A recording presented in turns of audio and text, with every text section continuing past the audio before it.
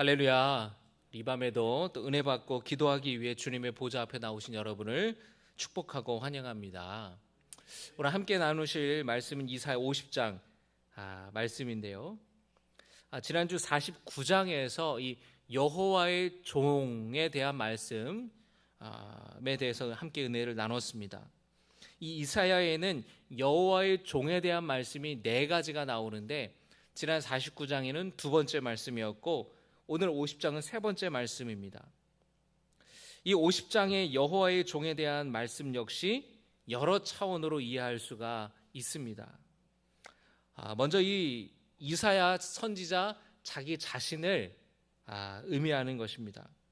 그 다음으로는 주님의 일을 맡은 사람들, 우리에게 주시는 사명의 말씀으로 이 말씀을 이해할 수가 있고요. 그리고 마지막으로는 장차 오실 메시아에 대한 예언의 말씀으로 이 말씀을 우리가 이해할 수가 있습니다.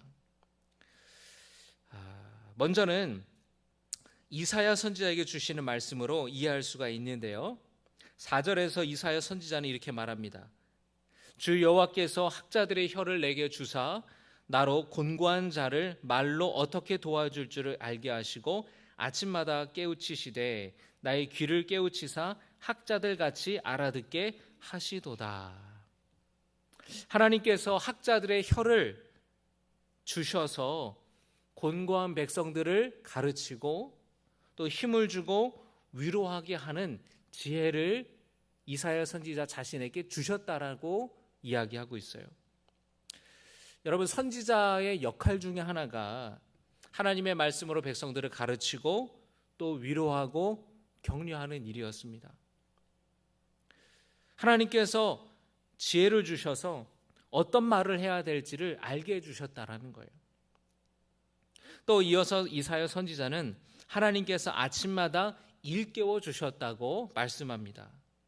내 귀를 열게 해주셔서 마치 제자가 선생님의 가르침과 말씀을 잘 듣고 이해하는 것처럼 하나님이 주시는 말씀, 하나님이 하시는 말씀을 잘 이해할 수 있도록 자신의 귀를 열어주셨다고 이사야 선지자는 이야기하고 있어요.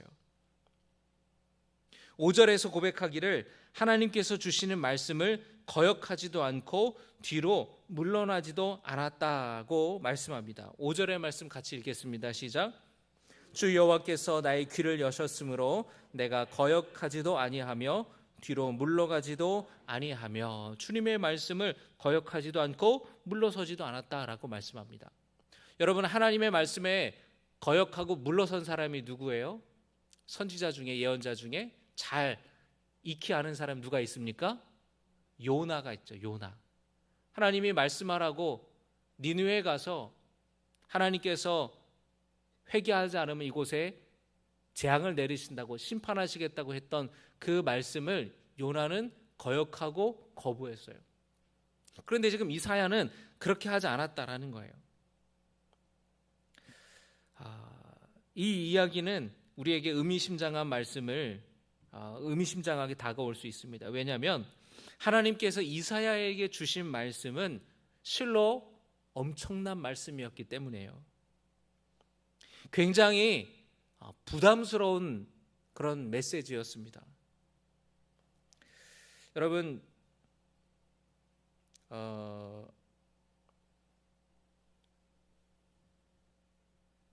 영화의 한 편, 전쟁 영화를 저는 참 좋아하는데, 이 전쟁 영화의 어떤 장면이 이렇게 있는데 참 어려운 장면이에요. 어떤 장면이냐면은 전쟁 가운데, 전투 가운데에 군인이 이제 전사를 했어요. 그래서 그 부고 소식을 알리는 거예요. 그 직접 가정을 찾아갑니다. 그래서 배를 눌러요. 부모가 딱 문을 여는데 웬 젊은 낯선 군인이 서 있는 거예요. 그러면서 하는 얘기가 누구누구 씨의 부모님이 되십니까? 그렇다고 하면서 그러냐고 하면서 그 부모님에게 아들의 전사 소식을 전하는 거예요. 그 부모의 마음이 막 무너지는 거죠. 그 영화의 한 장면, 실제로 그런 소식을 전하는 것이 얼마나 어려운 일이겠습니까? 이사야가 전해야 하는 소식이 그런 거예요. 이스라엘 백성들에게 이제 이 나라는 끝나게 된다라는 거예요. 이 나라는 이제 바벨론에 의해서 멸망당하게 된다고, 다 파괴될 것이라고 부고 소식을 전하는 사람처럼 그렇게 무거운 그런 소식을 이사야는 전해야 됐습니다. 여러분, 그 소식을 전하는 사람이 여러분이라고 한다면 좋은 소식을 전하고 싶지 않겠어요? 잘 될 거라고, 걱정 말라고, 형통하게 될 거라고, 이런 소식을 전해야 그 듣는 사람들이 좋아하고 여러분을 환영할 거 아니에요. 근데 그런 암울한 소식, 우울한 소식, 무거운 소식을 전하면 누가 여러분을 환영하겠습니까? 재수 없으니까 당장 꺼지라고 소금 던지고 막 난리치지 않겠어요? 침 뱉고 막 그러지 않겠어요? 손가락질 하지 않겠어요? 이사야는 그걸 경험했어요. 이사야가 복음을 전하는데, 이 하나님의 말씀을 전하는데 사람들이 환영하질 않아요. 그 이야기를 듣고 재수없다 그래요. 소금 던져요. 돌을 던져요. 모욕을 합니다. 그런데 그런 일들이 벌어질 걸 알면서도 이사야 선지자는 주님의 말씀을 거역하지 않았다고, 뒤로 물러나지도 않았다고 이야기를 하는 겁니다. 남유다 백성들이 저질렀던 죄악들을 고발하고 하나님이 그 남유다를 심판하신다라는 말씀을 전하였어요. 그러나 이사야 선지자에게는 백성들의 인기를 얻고 왕의 신임을 받는 것은 관심이 없습니다. 이사야는 왕이 또 지도층들이, 백성들이 불편해할 이야기를 전할 수밖에 없었어요. 왜냐하면 그것이 자기에게 주어진 사명이기 때문에. 하나님의 말씀을 가감없이 전하는 것이 자기의 역할임을 알았기 때문에 그 말씀이 상대방에게 불편함을 주더라도 그는 주저하지 않고 주의 말씀을 전했던 것입니다. 한편으로는 이 이사야는 그렇게 낙심하고 그 소식을 듣고 하나님이 우리를 버리셨나 보다, 버림받은 것처럼 슬퍼하고 힘들어하는 그런 백성들에게 다른 한편으로는 하나님께서 그 바벨론 포로에서 백성들을 돌아오게 할 것이라는 회복의 말씀도 전했습니다. 백성들을 위로하고 격려했어요. 하나님이 버리신 것이 아니다. 너네들이 잘못했지 않냐? 그 잘못한 것에 대해서 하나님께서는 바벨론을 통해서 심판하시는 것일 뿐, 벌 주시는 것일 뿐, 그 70년의 기간이 끝나면 하나님은 다시 회복시켜 주신다고 약속하셨다. 나무가 잘리면 죽은 것처럼 보이지만 그 밑동에서는 다시 새 가지가, 새 잎이 나는 것처럼 하나님께서 너희들을 회복시켜 주실 것이라고 말씀하셨어요. 이사야는 6절에서 자신이 이런 선지자, 예언자의 역할을 감당하면서 당하는 그 고난에 대해서 이야기를 6절에서 하는데요. 6절의 말씀을 함께 보시겠습니다. 시작.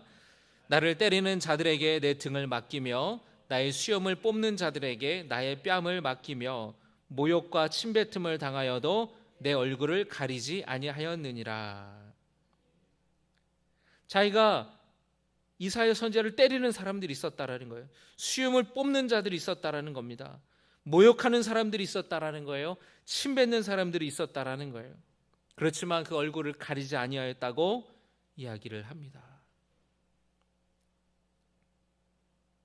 이런 고난을 이사야 선지자가 견딜 수 있었던 까닭은 하나님께서 나를 도와주셨기 때문이라고 고백하고 있습니다. 7절의 말씀에 주 여호와께서 나를 도우심으로 내가 부끄러워하지 아니하고 내 얼굴을 부싯돌같이 굳게 하였으므로 내가 수치를 당하지 아니할 줄 아노라.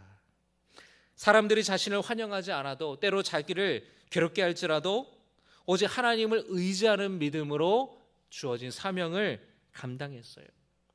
이것이 여러분 사명자의 본분인 줄을 믿으시기를 바랍니다. 하나님이 나와 함께 계심을 믿었습니다. 하나님이 나를 돕고 계심을 믿었어요. 부싯돌같이 굳게 하였다라는 말은 의지를 가지고 굳건한 마음으로 나아갔다라는 것입니다.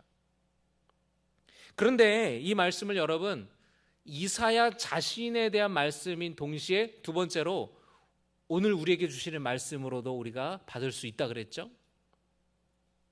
우리에게 주시는 말씀으로 여러분 이해 한번 해본다면 10절의 말씀을 한번 같이 다시 보겠습니다. 너희 중에 여호와를 경외하며 그의 종의 목소리를 청종하는 자가 누구냐? 흑암 중에 행하여 빛이 없는 자라도 여호와의 일들을 의뢰하며 자기 하나님께 의지할지어다. 여호와의 이름을 의지하며 의뢰하며 하나님께 의지할지어다. 하나님은 세상 가운데에 주님의 말씀을 전해야 하는 사명을 여러분에게 주셨음을 믿으시기 바랍니다. 하나님이 이사야를 택하신 이유가 뭘까요, 여러분? 하나님이 이사야를 왜 택하셨을까요? 이사야 선지자의 언변이 뛰어나서 택한 것이 아닙니다. 그가 지혜롭고 똑똑해서 택한 것이 아니에요. 하나님께서 이사야를 부르셨을 때에 이사야가 주저하지 않고 나를 보내소서라고 응답했기 때문에 하나님은 그를 사용하신 겁니다. 이사야 6장 8절에 하나님께서 이사야를 부르시는 장면이 나오는데요. 6장 8절을 한번 같이 읽겠습니다. 내가 또 주의 목소리를 들으니 주께서 이르시되 내가 누구를 보내며 누가 우리를 위하여 갈꼬 하시니 그때에 내가 이르되 내가 여기 있나이다 나를 보내소서 하였더니. 할렐루야. 주님의 음성을 이사야가 들었어요. 하나님이 하시는 말씀을 들었습니다. 내가 누구를 보내야 될까? 내가 누구를 보내야 되는가? 여러분, 하나님께서 이사야에게 너 내가 택했으니까 너 내 말대로 해라. 너 이제부터는 선지자로서 예언자로서 내가 너에게 주는 이야기를 백성들에게 전하라. 이렇게 하나님께서 말씀하시지 않았어요. 내가 누구를 보내지? 마치 하나님께서 혼자 독백하듯이 누구를 보낼까? 누가 적당할까? 근데 이사야가 그 이야기를 듣고 뭐라고 했습니까? 내가 여기 있습니다. 나를 보내시옵소서. 내가 여기 있습니다. 나를 보내소서. 그래서 주님이 이사야를 택하셨다라는 것입니다.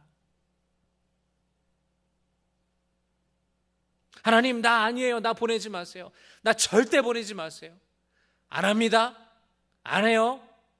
안 한다고요. 억지로 하나님이 이사야를 택해서 보내신 게 아니라는 거예요. 내가 누구를 보낼까? 어떻게 하지? 적당한 사람이 누가 있을까? 그 이야기를 이사야가 듣고 주님, 저 여기 있잖아요. 저 여기 있다니까요. 저를 보내달라니까요. 저를 사용해달라니까요. 그렇게 이사야가 자원하여서 하나님의 말씀에 전하기로 결단하였다라는 거예요. 주님이 이사야를 기뻐하시고 이사야를 하나님의 종으로 삼아 주셨다라는 것입니다. 그리고 하나님은 나를 보내소서라고 그렇게 자원했던 이사야에게 하나님의 일을 할 수 있는 능력과 지혜를 주셨어요.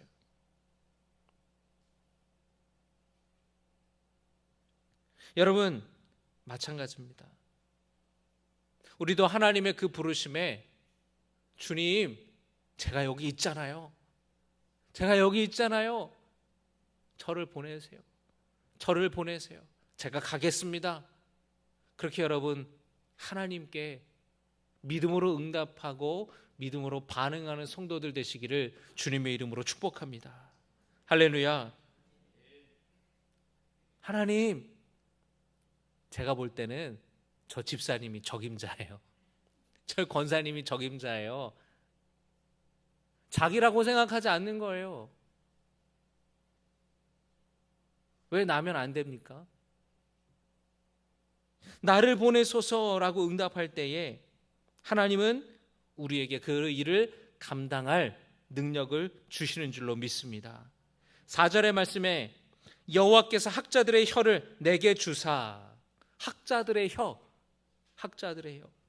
지혜로운 사람들, 탁월한 사람들의 혀를 내게 주사 어떻게 말을 해야 될지, 백성들, 공고한 자들, 백성들에게 내가 말로 어떻게 도와줘야 될지, 어떻게 말씀을 가르칠지, 어떻게 말씀으로 위로해야 될지를 알게 해 주셨다라는 거예요. 아침마다 깨닫는 지혜를 주셔서 주님의 말씀을 내가 듣고 그게 어떤 뜻인지 알아들을 수 있도록 주님이 지혜 주셨다라는 거예요. 여러분, 하나님께서 자원하는 사람에게 그 일을 감당할 수 있는 능력을 주신다라는 것을 믿으시기 바랍니다. 그리고 그 사람에게 그 사람 곁에 함께 할 수 있는, 도와줄 수 있는 사람들을 붙여주세요. 모세가 하나님의 부르심을 받았을 때 뭐라고 말씀했습니까? 나는 입이 둔한 사람입니다. 나는 말을 잘 못합니다. 말주변이 없습니다. 네 형 아론을 네 곁에 도와줄 수 있도록 붙여주겠다. 그래서 모세가 바로왕에게 나아갈 때에, 백성들에게 나아가서 하나님의 말씀을 전할 때에 모세 혼자 간 게 아니라 아론과 같이 갔잖아요. 그러니까 하나님은 우리에게 능력도 주시고 우리를 도와줄 사람도 붙여주신다라는 거예요. 어떤 사람에게요? 자원하는 사람에게. 나를 보내소서, 내가 여기 있나이다라고 말하는 사람에게 주님은 그렇게 능력 주시고 도와줄 사람도 붙여주신다라는 것입니다. 믿으시면 아멘 하시기 바랍니다. 따라합니다. 주님, 제가 여기 있습니다. 나를 보내소서. 할렐루야. 나를 보내소서.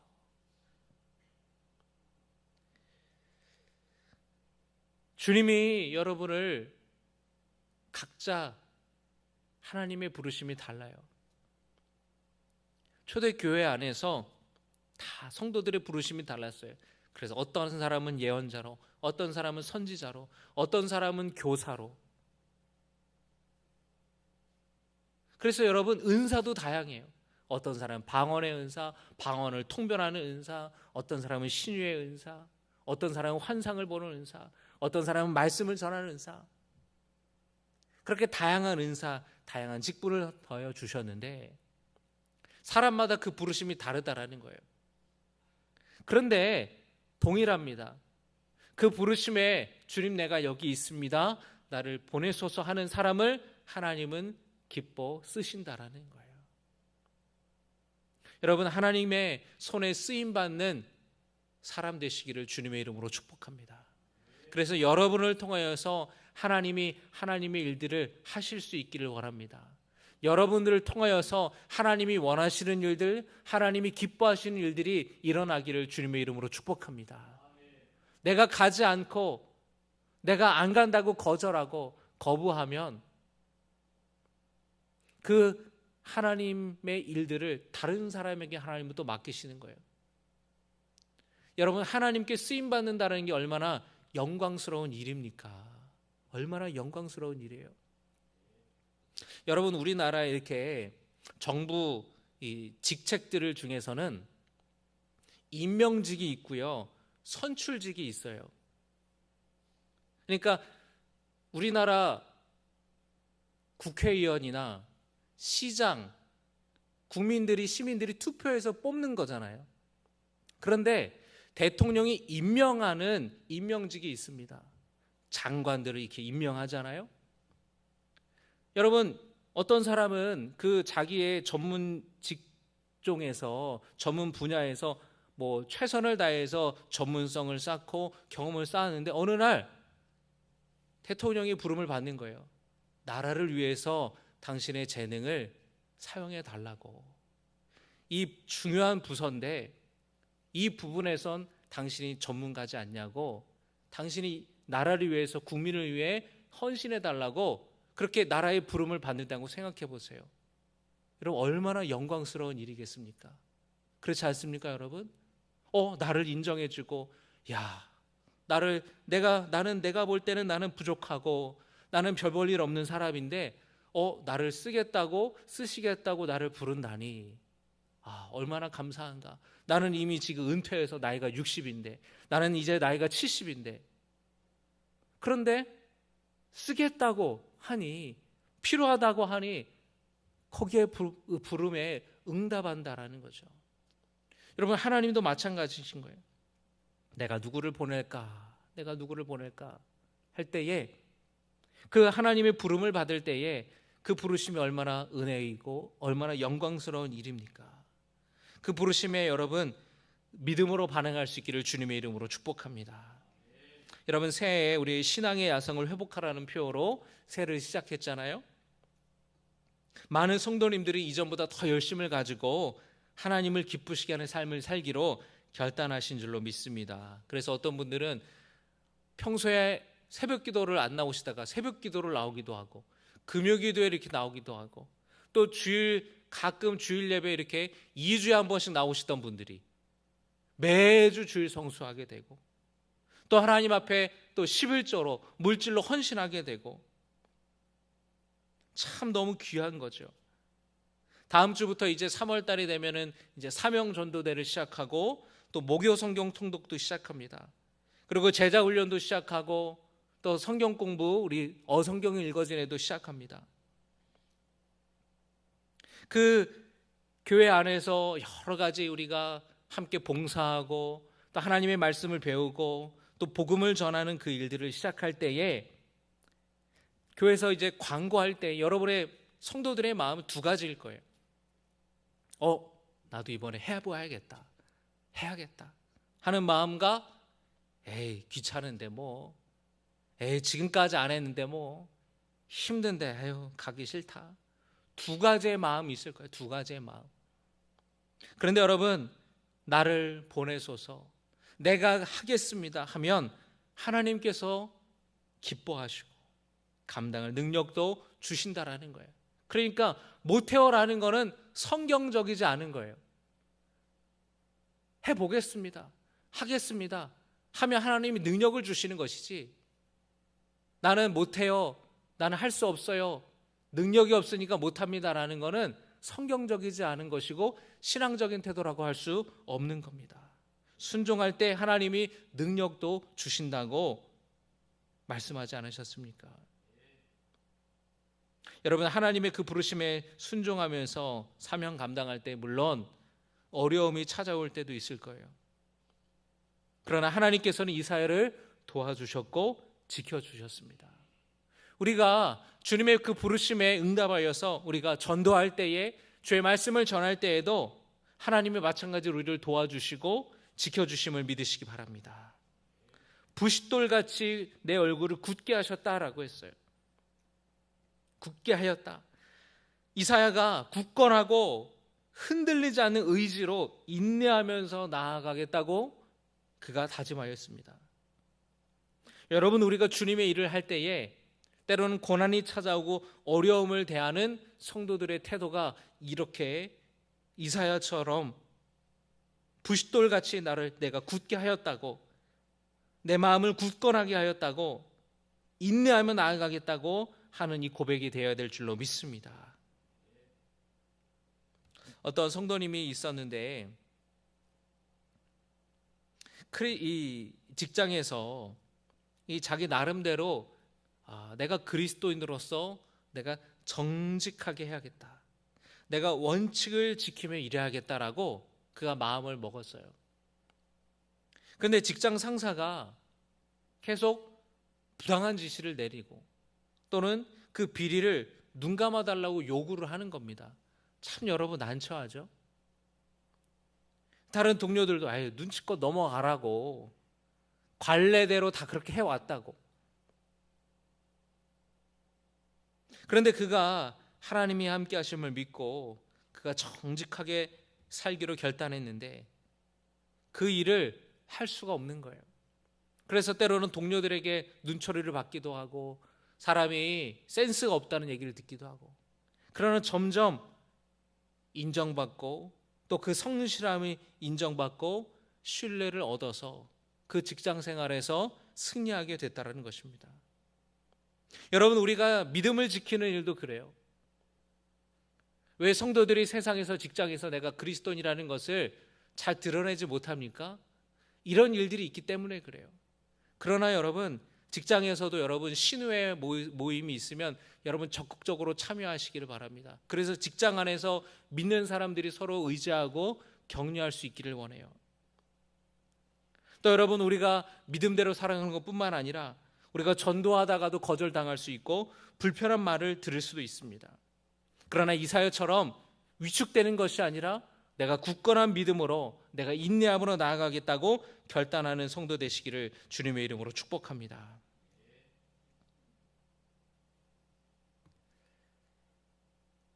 여러분, 그리고 오늘 이 말씀을 다시 한번 보시면은 이 50장의 말씀은 세 번째로 장차 오실 예수 그리스도에 대한 예언의 말씀이기도 하다는 거예요. 예수님은 사람들에게 하나님의 말씀을 전하셨고 가르치셨습니다.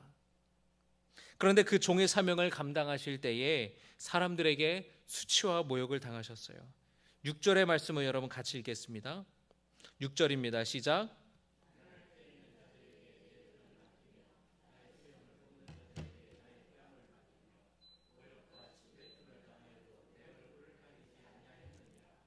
예수님께서 그 고난을 참으시고 십자가의 길을 걸어가신 그 예언의 말씀이에요. 할 수만 있다면 이 잔을 내게서 옮겨달라고 그렇게 기도하실 정도로 너무 두렵고 무서운 마음이, 그 인간적인 마음이 예수님에게도 있었습니다. 그러나 예수님은 하나님의 종으로서의 이 사명을 충실하게 감당하셨어요. 날라오는 돌을 피하지 아니하시고 채찍을 피하지 않으시고 사람들의 조롱과 모욕을 그대로 당하셨습니다. 50장의 말씀을 예수님에 대한 예언의 말씀으로 볼 때에 우리는 예수님께서 감당하셨던 그 사명, 그 고난의 아픔을 우리는 깊이 묵상하게 됩니다. 예수님이 걸어가신 길은 세상의 부귀와 영광의 길, 성공의 길이 아니었어요. 고난의 길이었고 미련해 보이는 길이었고 패배한 것처럼 보이는, 실패한 것처럼 보이는 길이었습니다. 그러나 그 고난을 헤치고 주님이 그 십자가의 길을 걸어가시며 종의 사명을 감당하셨기 때문에 우리는 구원의 은혜를 얻게 된 것입니다. 예수님의 죽으심으로 우리는 살게 된 것입니다. 예수님의 희생으로 우리는 구원의 은혜를 얻게 된 것입니다. 지금도 주님은 이 세상에 주님의 복음을 전할 사람을 찾고 계세요. 이 세상에 보낼 자를 찾으세요. 여러분, 그 사람이 여러분이 되기를 주님의 이름으로 소망합니다. 예수님께서 그 여호와의 종으로서, 하나님의 종으로서 고난당하시며 그 사명을 감당하신 것처럼 이사야 선지자가 하나님의 그 말씀에 내가 여기 있나이다, 나를 보내소서, 그렇게 믿음으로 응답하여서 그 고난의 길을 걸어간 것처럼 오늘도 우리 함께 결단하면서 주님, 내가 여기 있습니다. 주님, 나를 부르심에 내가 믿음으로 응답하겠습니다. 믿음으로 결단하겠습니다. 그렇게 고백할 수 있기를 원합니다. 하나님이 여러분은 이 시간에 어느 자리로 부르시는 것 같으십니까? 봉사의 자리, 기도의 자리, 전도의 자리, 어떤 자리로 주님이 부르시든 간에 여러분 그 자리에서 내가 여기 있습니다, 주님, 나를 보내소서라고 믿음으로 응답할 수 있기를 간절히 축복합니다.